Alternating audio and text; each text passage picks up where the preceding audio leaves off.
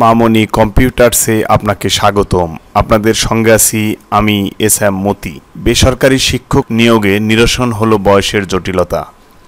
শিক্ষামন্ত্রী তৃতীয় গণবিজ্ঞপ্তিতে নিয়োগের সুপারিশপ্রাপ্ত নতুন শিক্ষকদের এমপিওভুক্তি সহ বিদ্যমান কয়েকটি সমস্যা নিয়ে বেসরকারি শিক্ষক নিবন্ধন ও প্রত্যয়ন কর্তৃপক্ষের এনটিআরসি এর সঙ্গে বৈঠক করছেন শিক্ষামন্ত্রী ডাক্তার দীপু মনি। বৈঠকে ৩৫ বছরের বেশি বয়সীদের ক্ষেত্রে এমপিও ভুক্তির জটিলতা নিরসনের বিষয়ে সিদ্ধান্ত নেওয়া হয়েছে।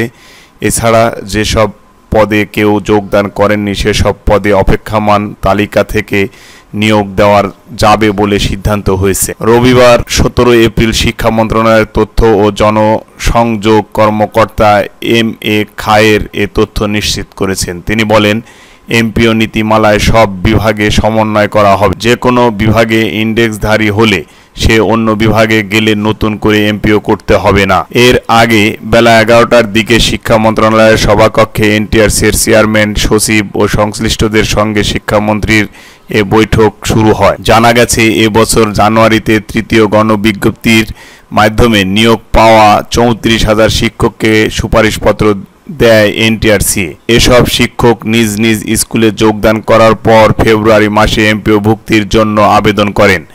এদের মধ্যে ৩৫ বছরের বেশি বয়সী শিক্ষকদের এমপিওর আবেদন বাতিল করে দেয় মাধ্যমিক ও উচ্চ মাধ্যমিক মাওসী অধিদপ্তরের আঞ্চলিক শিক্ষা কার্যালয়। কারণ হিসেবে বলা হয়েছে, ২০২১ সালের সংশোধিত এমপিও নীতিমালা অনুযায়ী বেসরকারি শিক্ষা প্রতিষ্ঠানের শিক্ষক কর্মচারীদের চাকুরিতে প্রবেশের বয়সসীমা সর্বোচ্চ বয়সসীমা হবে ৩৫ বছর। এতে তৃতীয় গণবিজ্ঞপ্তির মাধ্যমে নিয়োগ পেয়েও ৭,০০০ শিক্ষকের এমপিও নিয়ে জটিলতা সৃষ্টি হয়েছে। ৪ মাস ধরে তারা বিনা বেতনে শিক্ষকতা করছেন। এর আগে নতুন শিক্ষকরা কবে এমপিওভুক্ত হতে পারবেন সে বিষয়ে সম্প্রতি এক সংবাদ সম্মেলনে শিক্ষামন্ত্রী বলেন, গত বছর সভা করে এর আগ পর্যন্ত এনটিআরসি এর সব সমস্যা নিরসন করেছিলাম। এখন আবার কিছু নতুন সমস্যা ইস্যু হয়েছে, আমরা সেগুলো দেখছি। মন্ত্রী বলেন, আমাদের এমপিও নীতিমালার বয়সের যে কাঠামো দেওয়া আছে সেটার সঙ্গে আদালতের নির্দেশনা অনুযায়ী যারা চাকরি পেয়েছেন তা মিলছে না। তবে যেহেতু আদালতের নির্দেশনা আছে, আমরা সেই নির্দেশনার মধ্যে তাদের নিয়ে আসব। অনেকেরই আবার কাগজপত্রের সমস্যা থাকে, কাজেই পরীক্ষা নিরীক্ষা না করে তো দেওয়া সম্ভব নয়। আমরা বিষয়গুলো সমাধান করব।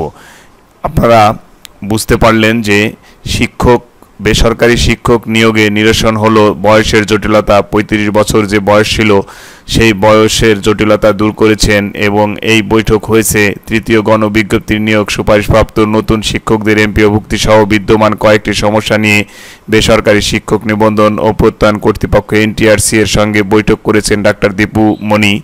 আপনারা এই সংবাদ বিজ্ঞপ্তির মাধ্যমে জানতে পারলেন আগামীতে যে সমস্যাগুলো ছিল সে সমস্যার সমাধানগুলো। বন্ধুরা, আমার এই ভিডিও যদি আপনাদের ভালো লেগে থাকে, আমার এই ভিডিওটি দয়া করে লাইক, কমেন্ট, শেয়ার দিবেন এবং আমার চ্যানেলটি সাবস্ক্রাইব করবেন। আমি এখানে বিদায় নিচ্ছি। আসসালামু আলাইকুম।